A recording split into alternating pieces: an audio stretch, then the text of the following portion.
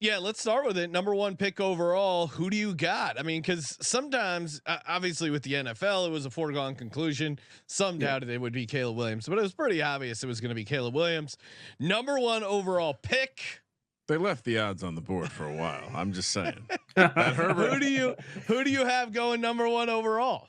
I got Klingon going number one, man. I Ooh, know a lot of okay. people had Sar going for. I guess it was a consensus the past month or so. Yeah. But Klingon went in. He had a good workout. It was being told that it was being like reported and rumored around that they love him in the building. I think they gave him a second workout that they weren't planning on giving him. His odds were plummeting throughout the process. I think he started at maybe like 80-1, and I grabbed some 20 and 25. But now he's down to like around anywhere from like 180 to 220, I think, in between that range. But I think Klingon goes one, man. I mean, if they're looking for a big, he's a big who can move, block shots. Obviously, he's got championship pedigree with UConn. He's been coached really good. And Quinn Snyder had some success with another big who was, I would say, offensively challenged. Now, I'm not saying that that Klingon's going to be Rudy Gobert, but he has some of the same similarities as far as the way he plays defense. So I think he can be a good piece there. Now, he's not going to be a sexy pick, to celebrate, but I think it'll be he'll basically impact winning more than any of those other guys at the top. The NBA, or at least the sector of the NBA fans that like the offseason more than the actual game.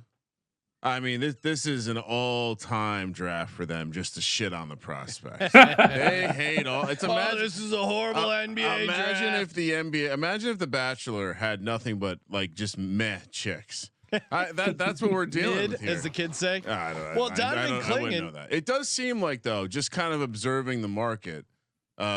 Yeah. Why is Klingon like? It seems like the money is coming in on him, but he's not the favorite. Yeah, he's plus 230 right now.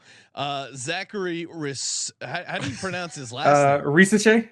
Risachet is the favorite. You don't like Risachet to go number one. You like the Klingon at plus 230. That's fun. Yeah, I do like it. I mean, Risachet is he was like one of the top 3 consensus picks like way back in like November, December.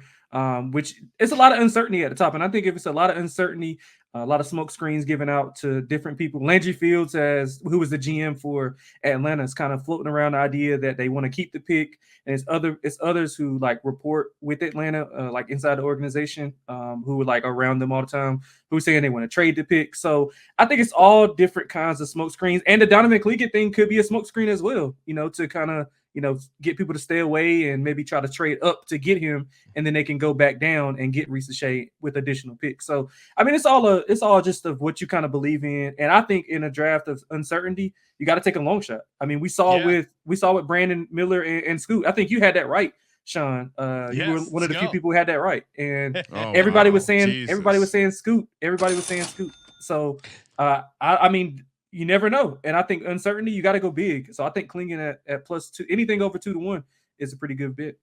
I go, Sean, who do you want to have on for the draft? He goes, Lonte. No pause. Well, and now I know why. Now I understand Lonte, why. Yeah, Lonte knows. Come on. This was a pre-orchestrated situation. I said Lonte. Jesus We'll do some number one talk, but of course, come back and give me my flowers. For you're like Trump signing that $20 bill for the kid with the wig on his head.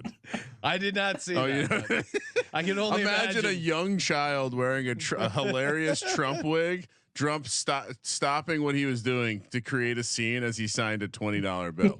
Also, you're Donald Trump. Sign a $100 bill. What the fuck? Come on, a $20 bill. You should be walking around with some hundos. It's probably counterfeit.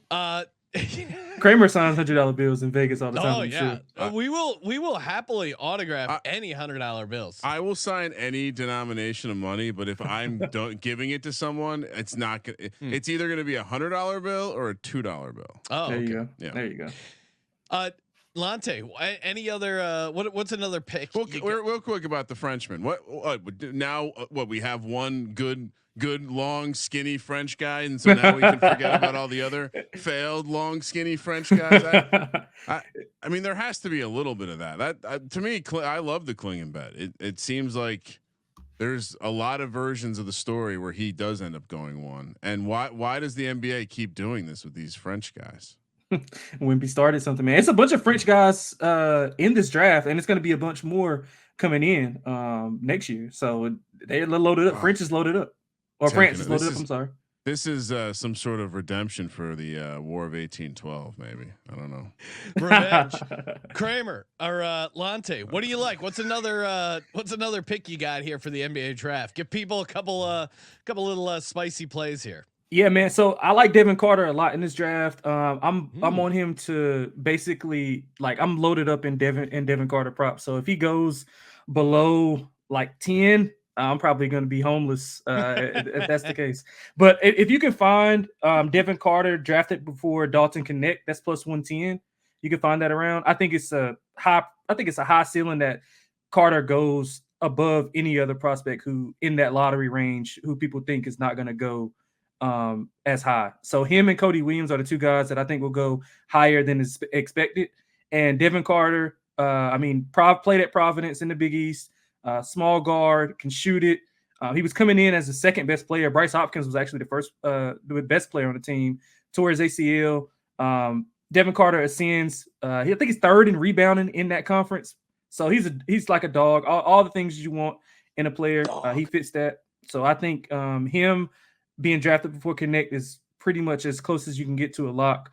And if you want to lay a little juice here, Ryan and Kramer, man, Ryan and Sean, to be drafted top 10 minus 140. I would lay a nice price. I would lay a nice price on that. Because if you just go ahead, I'm sorry. Yeah, no, I'm seeing Carter plus 110 versus Connect minus 140. So it's funny we have Dalton Kincaid on the graphic, but yeah, I mean it is worth mentioning. You don't often see the guy like the NBA is just the 5-star guys, not the guy from North Dakota who like grinded his way into an NBA situation. So yeah, I certainly could see him maybe falling a little bit in the draft. Well, can I ask a question? Sure. Zach Edey. I'm seeing him. A lot of mocks have him going 17. It seems like the total's is 16 and a half or 15 and a half. That's a nice number for Zach Edey. He's going over for sure, right? I'm still laying the minus 1. I'm looking at it right now. I clicked it. It's in the cart. Minus 150 for Edey to go over 16 and a half. Is that the play? I like under. I like him to go 12 to OKC. Wow. Yeah, 12. You can get that. You can get 12 to 1 on that, man. I mean, it's just basic to me is I think that it's a certain type of team that has to take him.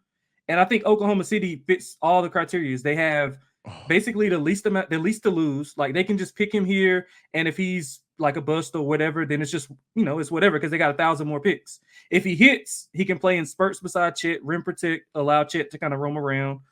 So that makes sense there. I mean, they need a big, but I do think if he doesn't go to OKC, then he does fall a little bit further. I mean, Toronto could be he's from Toronto, so can kind of make that parallel. But the Lakers, I think, are another team that people are thinking. Give me Zach Edey versus Wemby. I want to see some one-on-one battles there. Zach Edey in Utah, I think, makes a ton of sense. Culture-wise, it feels like Canada and Utah kind of similar. Minus the love of beer. Sean's opinions are his own. You don't think Utah? What? It snows a lot. Yeah, I mean, it snows a lot of places. It snows in Russia too, Sean. Yeah, not quite the same as Canada. Lonte, we have to talk Bronny James. I mean, he's got his own tab here on some of the sports books. All the sports books.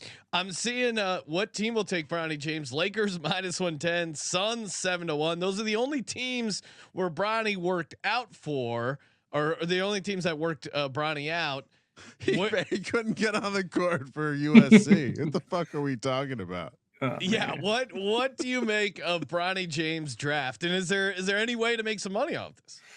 Man, I think honestly, to be fair to him, I think he was kind of like dealt a bad hand as far as I thought he should have stayed in school. Poor guy. No, James as his dad. No. Not that. I'm just speaking from evaluation standpoint. Like he almost died, bro. Like he had cardiac arrest. That's fair. And then he didn't play. So I thought it would be better for him to just not play at all and just go off of the hype of him coming out of high school, being LeBron's kid or whatever. But I mean, obviously he didn't play well, whatever the case may be. this is clear nepotism. Obviously, we all can say that. We all can just say that. But I mean, if he was Bronny Green, would he be drafted? No, honestly, next kid, take the Manning approach. Send him somewhere where he's not going to play because there's someone better. And yeah, I don't know what LeBron's doing here, because if he really wants the best for his kid, he would have stowed him away at Duquesne for another season or two, right? I mean, yeah, I thought he should have went back to school as well. But I mean, you know, as far as just from a strictly like evaluation process, I mean, he was in cardiac arrest, didn't have the summer to kind of play with his guys and get ready. He comes in and, you know, he can't perform to that level because he's kind of getting up to speed. So I think it was harder to kind of evaluate him. Now, you have to evaluate what he put out for us to evaluate, and it wasn't much. So, but I think Phoenix Suns to draft him at 7-1 is pretty good. I mean, I don't know if the Lakers, that's obvious, but they made it known that they don't want to go with, you know, some of LeBron's requests. Outside of, you know, they did grant his bigger request in hiring JJ, but I don't think they need Bronny. I mean, I think they need somebody in the second round. I mean, I think they need somebody that they can develop for the future. And I think Bronny's not that guy right now. He can be able to help Phoenix because they don't have anybody there in that backcourt to handle the ball. So I think Phoenix is 7-1 is a good shot. What this signals to me is either Bron is very close to the end and he wants to play with his kid quickly. That's why he's rushing him to the NBA. When's the next kid due to enter the league? He graduates 2025, so next year. So he'll be after next year. So he got 2 years basically.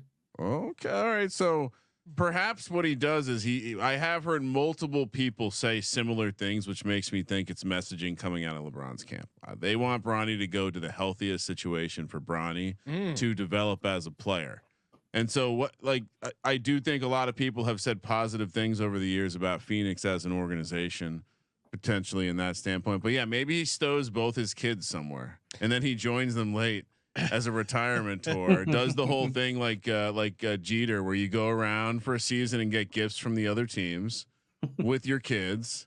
It's like a big family trip. Imagine nobody would love that more than LeBron. Sean, imagine if your dad could have gotten a paid family trip that took the entire season, the entire year. I could see him wanting to save a couple bucks. Let's go, guys, on a family vacation. Sure.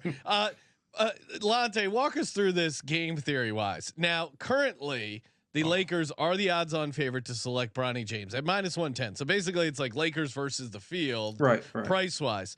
Now and the Lakers right now in the first round are selecting number 17. Yet Bronny James to be drafted in the top 20 is 60-1. Don't we have to at least throw a sprinkle that LeBron? I mean, he got his podcast host to coach his team. Maybe he is taking at 17. At 60-1. No. He's got a lot of coaching experience, Sean. He's got a ton of coaching. He's experience. never coached before. He's not just his co-host on a podcast. I mean, he might not be there at 55. They have to take him at 17. Isn't it not? I mean, the fact that the Lakers are such clearly the favorites as far as interested in Bronny James, top 20, 60-1. At what pick does it become worth it to just hold LeBron hostage?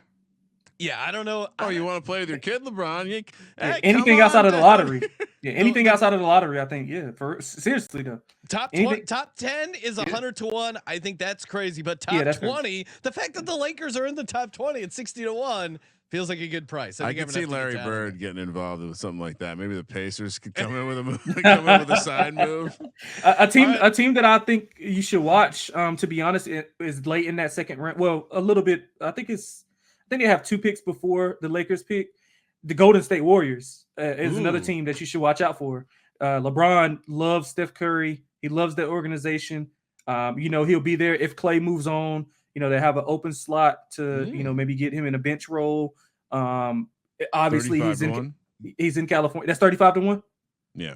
Yeah. I would sprinkle on that. I mean, if you want to take a shot at anybody outside of the Lakers and Phoenix, I think Phoenix is the only team he worked. The working out for people, like, I don't know if people take that. You shouldn't take that as like meaningful, because it's been plenty of NBA and NFL guys who say, "Oh yeah, I never worked out or talked to any of these teams," and they drafted me still. Like, so I don't think you should put much into that. I mean, just smart by Clutch to kind of try to, articulate where he goes. And especially just the whole LeBron aspect of it, like a team. Ryan saying maybe there is a Cleveland. He's like he was there drinking a Cabernet. You need an owner willing to do it. Like just say fuck it. Like let's hold LeBron. I mean Dan Gilbert. What better way to patch things up with LeBron? Hey, sorry about the Comic Sans letter. I drafted your son. Are we even? You're gonna show up for when we raise the banner again in 20 years to salute your team. You're gonna come back, right? All right, one more. Well, hold on. If he goes to a team that LeBron wants, doesn't that just show the whole thing is rigged? And I think LeBron's pulling the strings. I think it is rigged. And I do because Clutch is such a big player in behind the scenes, and LeBron secretly owns a big piece of it, or will at some point. And even though you're not allowed to as a player, come on, he's getting some kickback off that or some interest in it, right? And I think because Clutch is such a powerful agency, these teams know that. So whatever LeBron wants to happen with Bronny, I think it will kind of happen because you don't want to risk pissing off the entire Clutch roster of players. You as these teams have to compete for these guys and free agents, they're not going to want to try and step on LeBron James and Clutch's toes. It's not worth it, right? Who would be willing to do that? But also the juice isn't worth the squeeze. It'd be one thing if Bronny was awesome and you're like, yeah, fuck off. I'm gonna draft Bronny, but he's not even that good. So you're like trying to outmaneuver these teams. NBA is a league where if a guy says, "Hey, I want to be traded," he ends up getting traded. Like these guys have incredible leverage. How many points could you score on Bronny? To 11, Sean. By make ones. It take it. Yeah, make it take it by 1s to 11. Call our own fouls. Sure. Well, because I play a little physical. I could get 3. I could get 2 points. Yeah. Because I mean, what would happen is Bronny would be sitting back. He doesn't realize he's only 6'1". He's not that tall. He doesn't realize I can hit a corner. You put me at the elbow, I can hit a couple. It's 1-on-1 though. It's not like he's gonna get lost like watching the game. No, but again, you wouldn't. If you looked at me, you wouldn't know. Oh, I gotta close out on this guy when he's at the elbow. And then when I hit one of those, he's like, "All right, I'm not gonna let him do it again." I get one more layup because I do a little juke fake, and then he probably does beat me for the most. I feel like most guys don't have to close out at you from the elbow; they could just jump from under the basket. Well, yeah, most NBA players. Close out's an aggressive terminology used there. I could get 2 against Bronny. Oh god! Imagine trying to shoot on Wemby, Sean. Now it's a different story. But he's almost too tall. Where I could probably get 1 because he would be like between his legs. You get 1 pump fake on that guy, and he's hanging. Lonte, give us one more lock here, and we'll let you get out of here. Matas Buzelis, number 5 pick. Oh my God! Thank God I didn't have to pronounce that. All right, what do we got here? Matas Buzelis. Matas Buzelis, yeah, number 5 pick to the Detroit Pistons. If you can get him 5th overall, that's at like plus 180. You shop around, you might get found a little bit better. But I think the one consistent has always been Matas number 5. If you look at the mocks, like wherever you want to look at respective mocks, he's been number 5. I think it makes the most sense at 5. They got a new GM. And they're looking to, put a wing in there to mesh with Cade and Ivy. So I think Matas at 5. I mean, that's been the most consistent, the most consensus. So I'll go with that one at plus 180. Like it. I'll trust your NBA mock draft takes here. Getting some draft bets. I have a feeling this guy's got a interesting face. He's going to be an interesting add to the NBA. Oh, really? Yeah. Oh, yeah. He looks very young. Very much like a guy who would get saran wrap to the goalpost. Oh, you talking about Matas? Yeah, yeah, bro. He's got you would like him. You would like him, Kramer. You really would. He's like he's challenging guys. Like, yeah, I'm the best guy in the draft. Like, he was challenging Reese Shea like to 1-on-1s, like to show he's better. Like, yeah, but he's feisty. He's good.